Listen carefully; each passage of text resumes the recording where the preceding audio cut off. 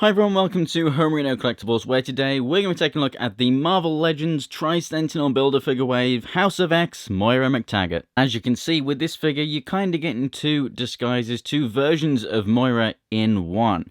So we have the scientist look here, and then we have a more casual look with some interchangeable arms and a head.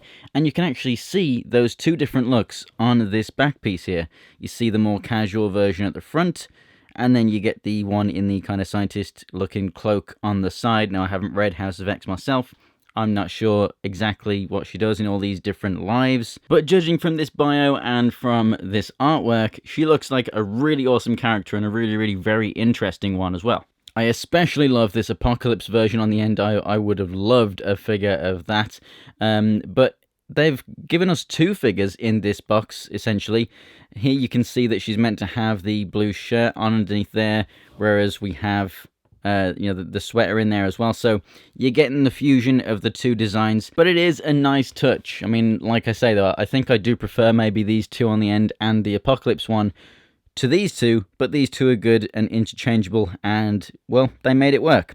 Here you can also see everyone else in the wave, which I have now reviewed all of them, and the next video coming up for Marvel Legends will be this guy right here, the Build-A-Figure itself. So for now, let's go ahead and open this thing up and take a closer look. And here's Moira out of the packaging, standing 6 inches tall, and in my favourite version of her. I definitely like the kind of scientist look a lot more than the other casual look, especially with this book as well. As you can see, I just have it balancing against her with an interchangeable hand. So yes, she did come with the interchangeable arms that you can see right here, but also the hands are interchangeable as well. They're the same size. So just because she came with these kind of the white arms with a pair of fists on each of them doesn't mean that you can't use the hands that come with the others. So we have the open flared hand for the right side, and then the gripping hand for the book on the left side. This one definitely suits the book more than the other one, which here you can see this head, so it's without the glasses, and she's got the white hat on. The hair is really nice. She's got earrings in there as well. Yeah, really do enjoy the sculpts on both of these heads. You also get this neckerchief thingy right here too, which looks nice. You just pop the head off, slip this over the neck, and pop the head back on.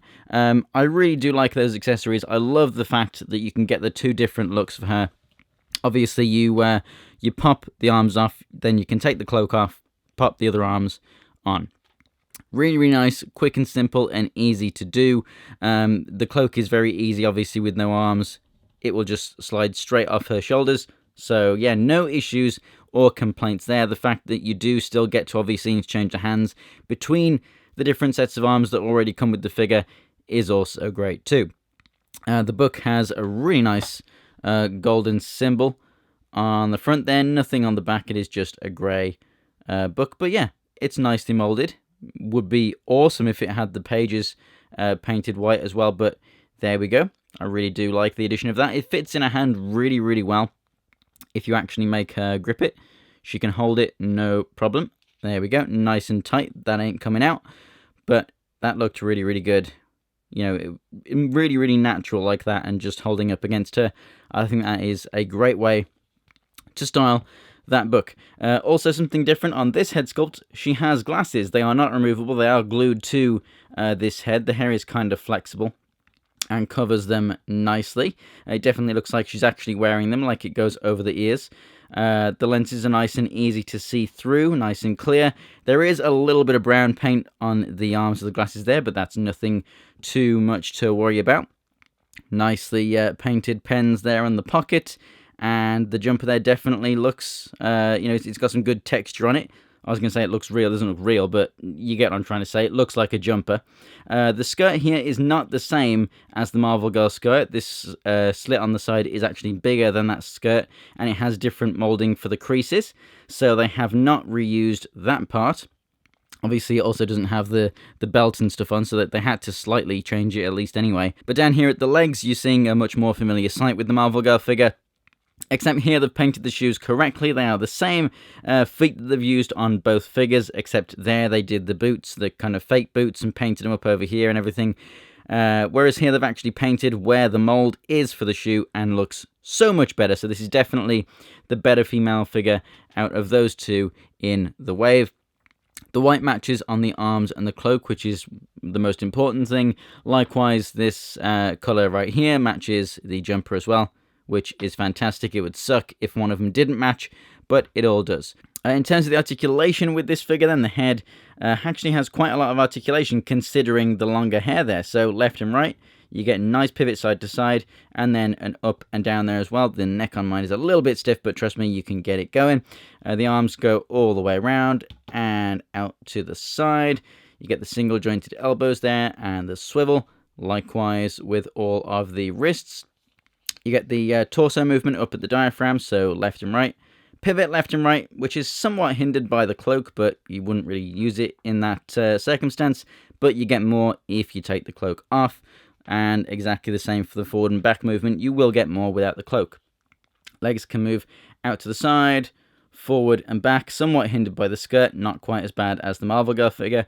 Rotation up at the thigh, double jointed knees, and the feet move up and down and have ankle pivot. Overall, I really like this character.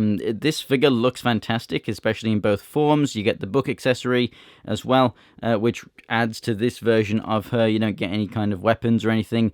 The other versions of the character, like the Apocalypse one, there was one holding a rifle and stuff like, they do look more interesting than what we get here, but what we get here is 2 out of them, and with those other ones, you could only get 1. So I do like that they've been able to get that in there somehow, but it's definitely an interesting character and one that I want to read up more on. And I love when that happens, when I get someone that I've never seen before and I want to take a look. So they've definitely done good by that, because it's definitely the figure in the wave that you would think would be a dud and a peg warmer because no one knows him. But yeah, from the bio and everything, it actually really makes me more interested. They did a great job there. I definitely recommend that you pick it up if you're obviously a fan of House of X, because I assume that you're going to like this a lot more. Otherwise, if you're not trying to get the Build-A-Figure, it's obviously one that you can pass up, but it's a really cool concept and I'm glad I have it. Thanks for watching, guys. If you enjoyed the video, go ahead and give it a like. Check out more videos from me on the screen right now, and the links to my social media in the description below for more pictures.